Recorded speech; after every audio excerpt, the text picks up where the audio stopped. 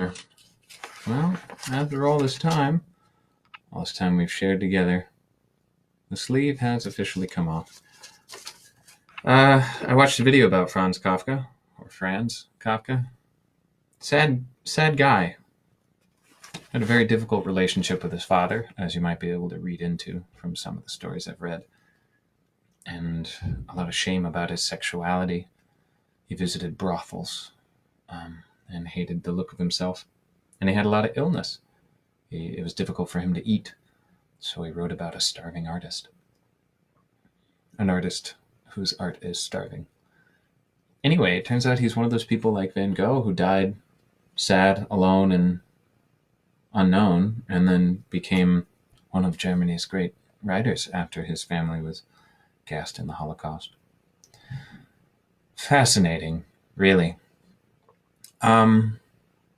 So I hope you can appreciate why I'm reading Kafka. There's a lot of Kafka-esque stuff going on. Anyway, here's a short story called The Great Wall of China, written a long time ago. I'm sure it will be free of offense and delightful to the ear. The Great Wall of China. The Great Wall of China was finished off at its northernmost corner. From the southeast and the southwest, it came up in two sections that finally converged there. This principle of piecemeal construction was also applied on a smaller scale by both of the two great armies of labor, the Eastern and the Western. It was done in this way. Gangs of some 20 workers were formed who had to accomplish a length, say, of 500 yards of wall, while a similar gang built another stretch of the same length to meet the first. But after the junction had been made, the construction of the wall was not carried on from the point, let us say, where this 1,000 yards ended. Instead, the two groups of workers were transferred to begin building again in quite different neighborhoods. Naturally, in this way, many great gaps were left, which were only filled in gradually and bit by bit. Some, indeed, not till after the official announcement that the wall was finished. In fact, it is said that there are gaps which have never been filled in at all, an assertion, however, which is probably merely one of the many legends to which the building of the wall gave rise, and which cannot be verified, at least by any single man with his own eyes and judgment, on account of the extent of the structure. Now, on first thoughts, one might conceive that it would have been more advantageous in every way to build the wall continuously, or at least continuously within the two main divisions. After all, the wall was intended, as was universally proclaimed and known, to be a protection against the peoples of the north. But how can a wall protect if it is not a continuous structure? Not only cannot such a wall protect, but what there is of it is in perpetual danger. These blocks of wall left standing in deserted regions could be easily pulled down again and again by the nomads, especially as these tribes, rendered apprehensive by the building operations, kept changing their encampments with incredible rapidity, like locusts, and so perhaps had a better general view of the progress of the wall than we, the builders. Nevertheless, the task of construction probably could not have been carried out in any other way. To understand this, we must take into account the following. The wall was to be a protection for centuries. Accordingly, the most scrupulous care in the building, the application of the architectural wisdom of all known ages and peoples, an unremitting sense of personal responsibility in the builders, were indispensable prerequisites for the work. True, the more purely manual tasks ignorant day laborers from the populace,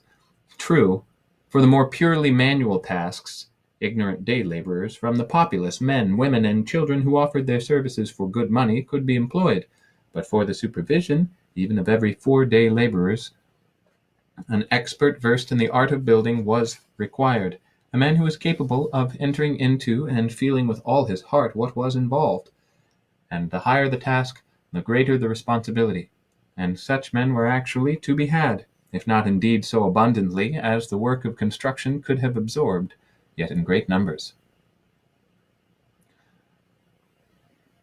And the higher the task, the greater the responsibility. And such men were actually to be had, if not indeed so abundantly as the work of construction could have absorbed, yet in great numbers. Okay.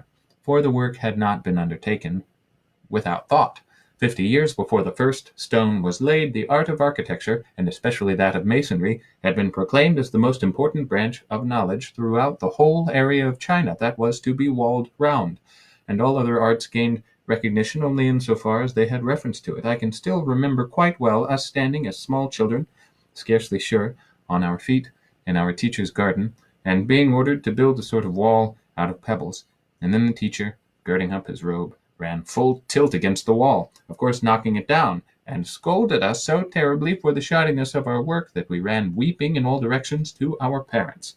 A trivial incident, but significant of the spirit of the time. I was lucky inasmuch as the building of the wall was just beginning when, at 20, I had passed the last examination of the lowest grade school.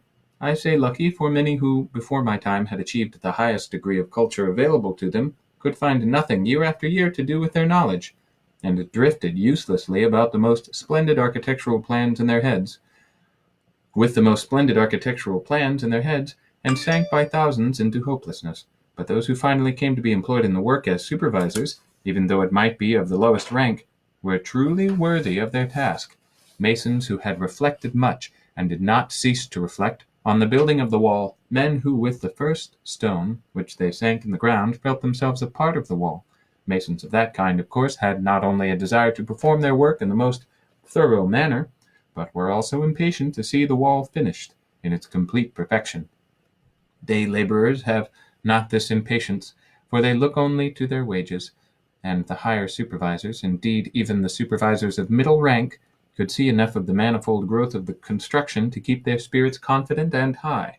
But to encourage the subordinate supervisors, intellectually so vastly superior to their apparently petty tasks, other measures must be taken.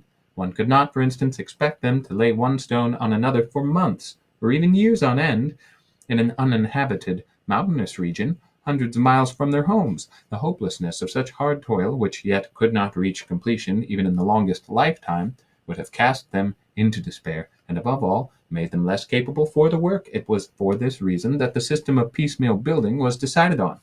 500 yards could be accomplished in about 5 years. By that time, however, the supervisors were, as a rule, quite exhausted, and had lost all faith in themselves, in the wall, in the world. Accordingly, while they were still exalted by the jubilant celebrations marking the completion of the 1,000 yards of wall, they were sent far, far away, saw on their journey finished sections of the wall, rising here and there, came past the quarters of the high command, and were presented with badges of honor, heard the rejoicings of new armies of labor streaming past from the depths of the land, saw forests being cut down to become supports for the wall, saw mountains being hewn into stones for the wall, heard at the holy shrines hymns rising in which the pious prayed for the completion of the wall.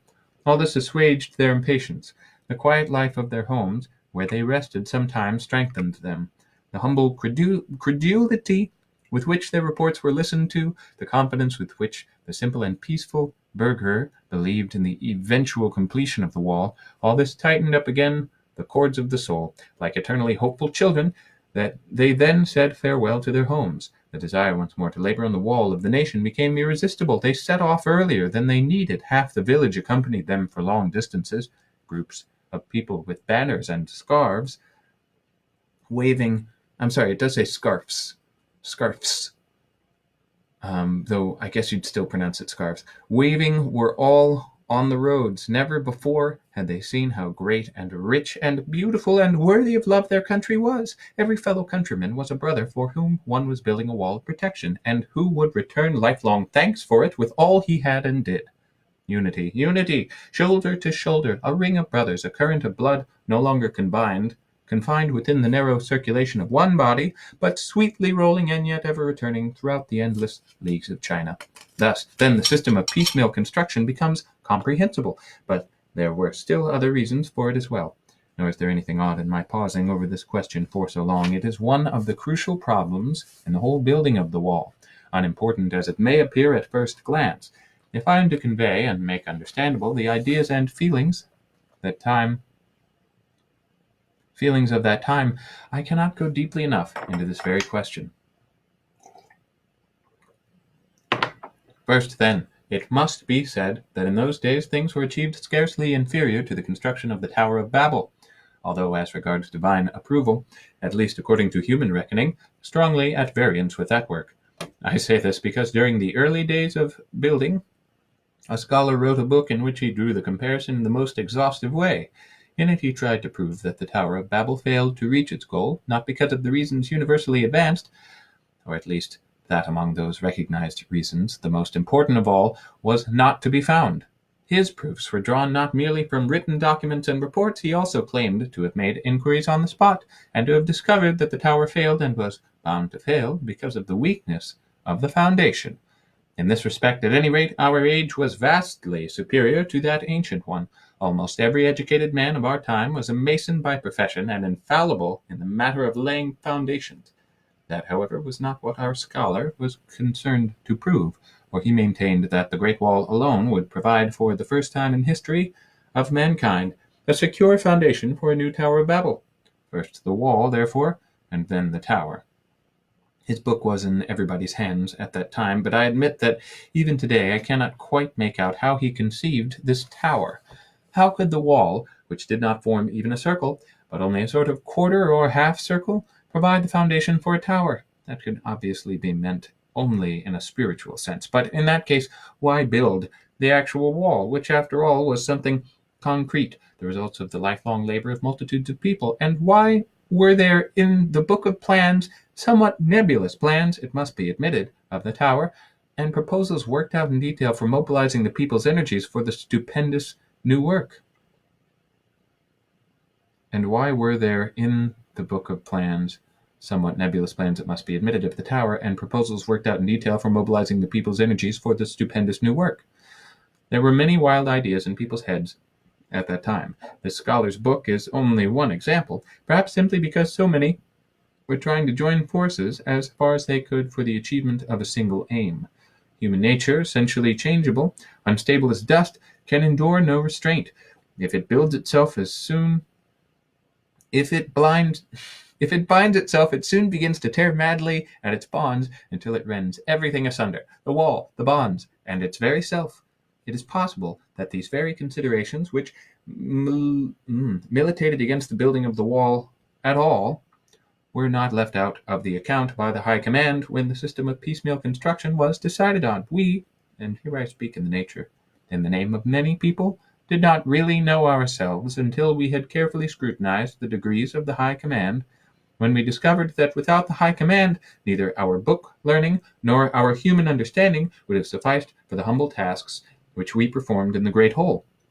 In the office of the command, where it was, and who sat there, no one whom I have asked knew then or knows now. In that office one may be certain that all human thoughts and desires were revolved, and countered to them all human aims and fulfillments. And through the window the reflected splendors of divine worlds fell on the hands of the leaders as they traced their plans. And for that reason the incorruptible observer must hold that the command, if it had seriously desired it, could also have overcome these difficulties which prevented a system of continuous construction. There remains therefore nothing but the conclusion that the command deliberately chose the system of piecemeal construction. But the piecemeal construction was only a makeshift and therefore inexpedient. Remains the conclusion that the command willed something inexpedient. Strange conclusion, true, and yet, in one respect, it has as much to be said for it. One can perhaps safely discuss it now. In those days many people, and among them the best, had a secret maxim which ran, "Try with all your might to comprehend the degrees of the High Command, but only up to a certain point, then avoid further meditation." A very wise maxim, which moreover was elaborated in a parable that was later often quoted.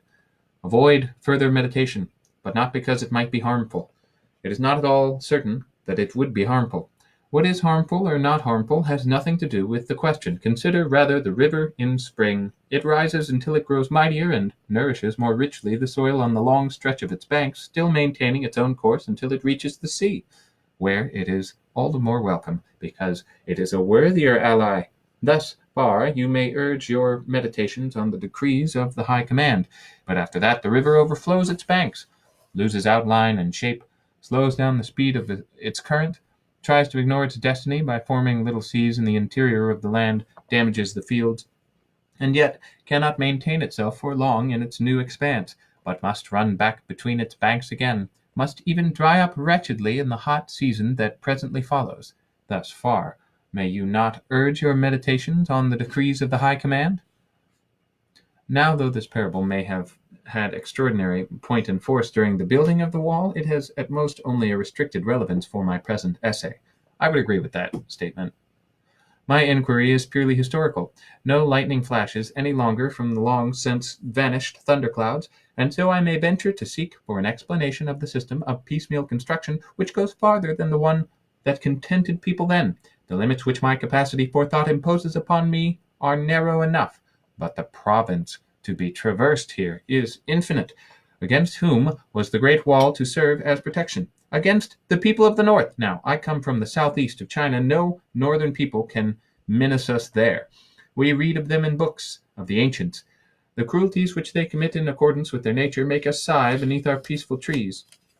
The faithful representations of the artist show us these faces of the damned, their gaping mouths, their jaws furnished with great pointed teeth, their half-shut eyes that already seem to be seeking out the victim which their jaws will rend and devour. When our children are unruly, we show them these pictures, and at once they fly weeping into our arms. Into our arms. But nothing more than that do we know about these northerners. We have not seen them, and if we remain in our villages, we shall never see them. Even if on their wild horses they should ride as hard as they can straight towards us, the land is too vast, and would not let them reach us. They would end their course in the empty air.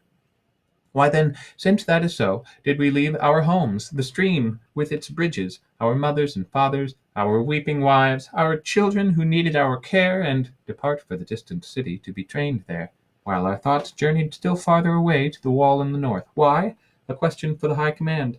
Our leaders know us. They, absorbed in gigantic anxieties, know of us, know our petty pursuits, see us sitting together in our humble hut, and approve or disapprove the evening prayer which the father of the house recites in the midst of his family. And if I may be allowed to express such ideas about the High Command, then I must say that in my opinion the High Command has existed from old time, and was not assembled, say, like a gathering of mandarins summoned hastily to discuss somebody's fine dream in a conference as hastily terminated, so that very evening the people are drummed out of their beds to carry out what has been decided, even if it should be nothing but an illumination in honor of a god who may have shown great favor to their masters the day before, only to drive them into some dark corner with cudgel blows tomorrow, almost before the illuminations have died down. Far rather do I believe that the High Command has existed from all eternity, and the decision to build the wall likewise. Unwitting peoples of the north who imagined they were the cause of it, honest unwitting emperor who imagined he decreed it. We builders of the wall know that it was not so, and hold our tongues. Okay. 3 asterisks. Time goes by. During the building of the wall, and ever since to this day, I have occupied myself almost exclusively with the comparative history of races. Oh, God! There are certain questions which one can probe to the marrow, as it were, only by this method. I discovered that we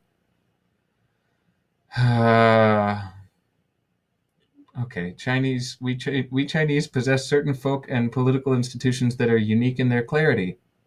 Nice. Others, again, unique in their obscurity. Okay, harmless, I suppose.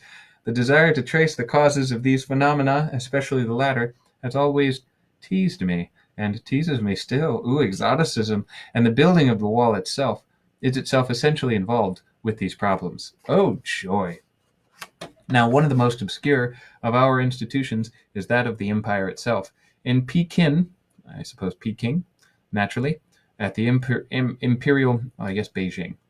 At the imperial court, there is some clarity to be found on this subject, though even that is more elusive than real. Also, the teachers of political law and history in the high schools claim to be exactly informed on these matters and to be capable of passing on their knowledge to their students. The further one descends among the lower schools, the more, naturally enough, does one find teachers and pupils' doubts of their own knowledge vanishing, and superficial culture mounting sky-high round a few precepts that have been drilled into people's minds for centuries, precepts which, though they have lost nothing of their eternal truth, remain eternally invisible in this fog of confusion.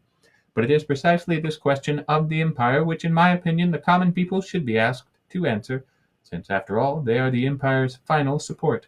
Here I must confess I can only speak once more for my native place, except for the nature gods and their ritual, which fills the whole year in such beautiful and rich alteration. We think only about the emperor, but not about the present one. Or rather, we would think about the present one if we knew who he was or knew anything definite about him. True, and it is the sole curiosity that fills us.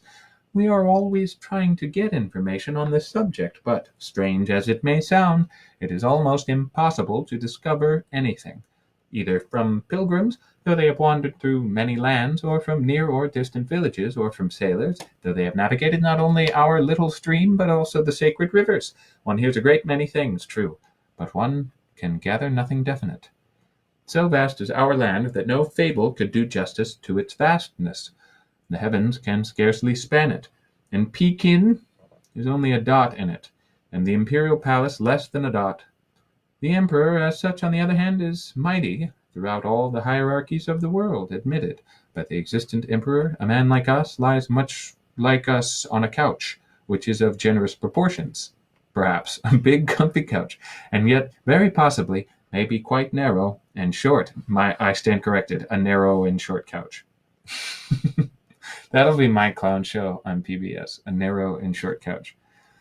Like us, he sometimes stretches himself, and when he is very tired, yawns with his delicately cut mouth. Ooh, he's got a mouth that's cut. But how should we know anything about that? Thousands of miles away in the south, almost on the borders of the Tibetan highlands? And besides, any tidings, even if they did not reach us, would arrive far too late, would have become obsolete long before they reached us. The emperor is always surrounded by a brilliant and yet ambiguous throng of nobles and courtiers, malice and enmity in the guise of servants and friends, who form a counterweight to the imperial power and perpetually labor to unseat the ruler from his place with poisoned arrows.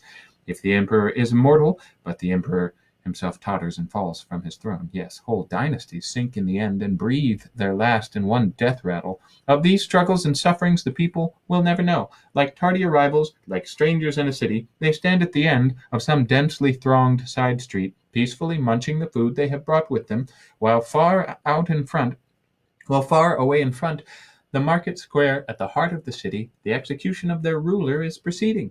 There is a parable that describes this situation very well. The emperor, so it runs, has sent a message to you, the humble subject, the insignificant shadow cowering in the remotest distance before the imperial sun. The emperor from his deathbed has sent a message to you alone. He has commanded the messenger to kneel down by the bed, and has whispered the message to him. So much store did he lay on it that he ordered the messenger to whisper it back into his ear again. Then by a nod of the head he has confirmed that it is right. Yes, before the assembled spectators of his death. All the obstructing walls have been broken down, and on the spacious and loftily mounting open staircases stand a ring the great princes of the empire. Before all these he has delivered his message. The messenger immediately sets out on his journey, a powerful, indefatigable man, now pushing with his right arm, now with his left, he cleaves a way for himself through the throng. If he encounters resistance, he points to his breast, where the symbol of the sun glitters. The way, too, is made easier for him than it would be for any other man, but the multitudes are so vast, their numbers have no end. If he could reach the open fields, how fast he would fly, and soon doubtless you would hear the welcome hammering of his fists on your door. But instead, how vainly does he wear out his strengths. Still, he is only making his way through the chambers of the innermost palace. Never will he get to the end of them, and if he succeeded in that, nothing would be gained. He must fight his way next down the stair, and if he succeeded in that, nothing would be gained. What? Never will he get to the end of them, and if he succeeded in that, nothing would be gained. He must fight his way next down the stair, and if he succeeded in that, nothing would be gained. The courts would still have to be crossed, and after the courts, the second outer palace, and once more stairs, and courts, and once more another palace, and so on for thousands of years. And if at last he should burst through the outermost gate, but never, never can that happen, the imperial capital would lie before him, the center of the world, crammed to bursting with his own refuse. with its own refuse. Nobody could fight his way through here, even with a message from a dead man. But you sit at your window when evening falls and dream it to yourself. Just so, as hopelessly and as hopefully, do our people regard the emperor. They do not know what emperor is reigning, and there exist doubts regarding even the name of the dynasty. In school, a great deal is taught about the dynasties with the dates of succession, but the universal uncertainty in this matter is so great that even the best scholars are drawn into it. Long-dead emperors are set on the throne in our villages, and one that only lives in song recently had a proclamation of his read out by the priest before the altar. Battles that are old history are new to us, and one's neighbor rushes in with a jubilant face to tell the news. The wives of the emperors, pampered and overweening, seduced from noble custom by wily courtiers, swelling with ambition, vehement in their greed, uncontrollable in their lust, practice their abominations ever anew. The more deeply they are buried in time, the more glaring are the colors in which their deeds are painted, and with a loud cry of woe, our village eventually hears how an empress drank her husband's blood in long draughts 1,000 years ago. Thus then do our people deal with departed emperors. But the living ruler they confuse among the dead.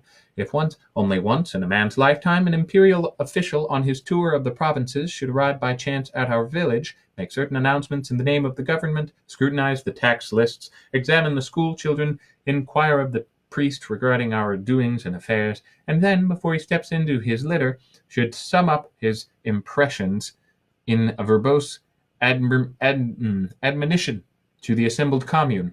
Then a smile flits over every face. Each man throws a stolen glance at his neighbor and bends over his children so as not to be observed by the official. Why, they think to themselves, he's speaking of a dead man as if he were alive. This emperor of his died long ago. The dynasty is blotted out. The good official is having his joke with us, but we will behave as if we did not notice it, so as not to offend him. But we shall obey in earnest, no one but our present ruler.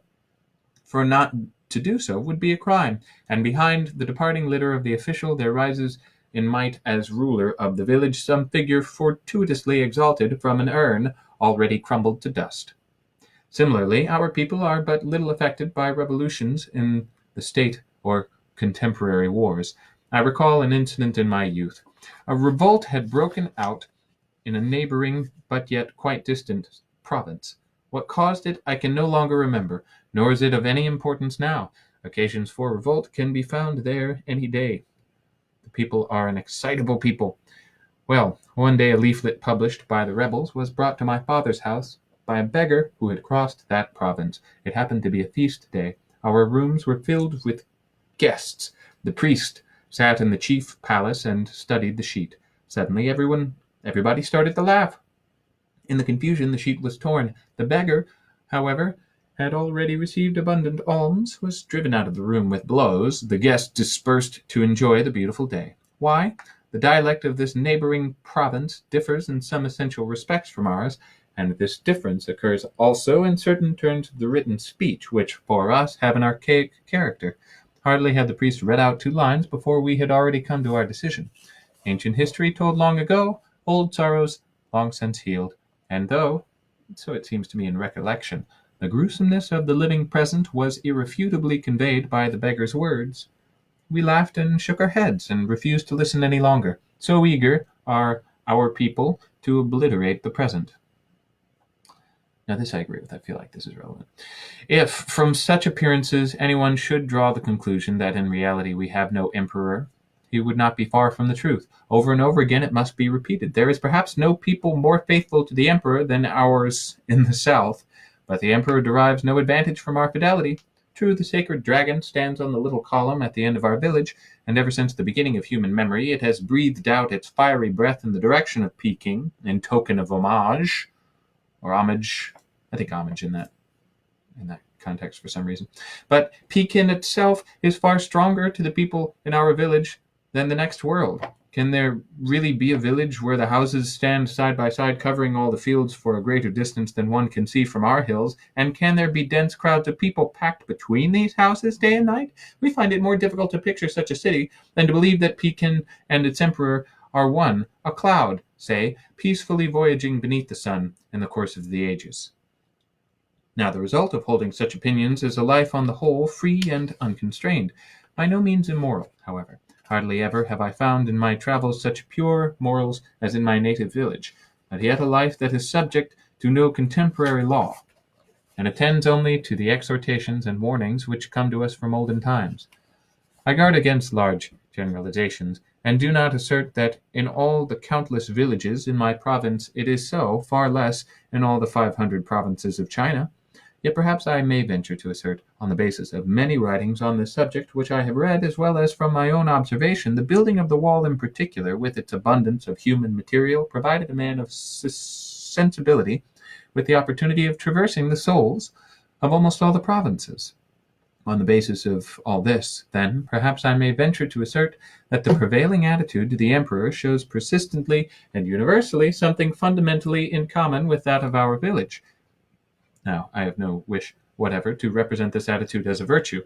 On the contrary, true, the essential responsibility for it lies with the government, which in the most ancient empire in the world has not yet succeeded in developing, or has neglected to develop, the institution of the empire to such precision that its workings extend directly and unceasingly to the farthest frontiers of the land.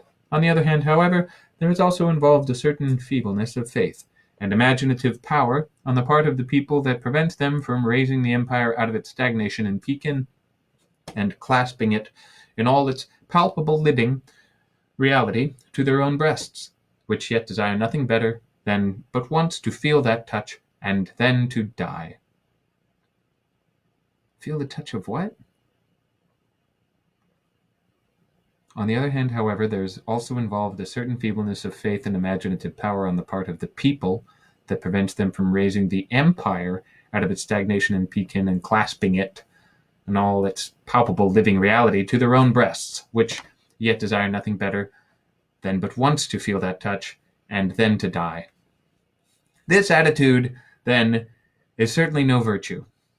All the more remarkable is it that this very weakness should seem to be one of the greatest unifying influences among our people. Indeed, if one may dare to use the expression, the very ground on which we live. To set about establishing a fundamental defect here would mean undermining not only our consciences, but, what is far worse, our feet. And for that reason, I shall not proceed any further at this stage with my enquiry into these questions.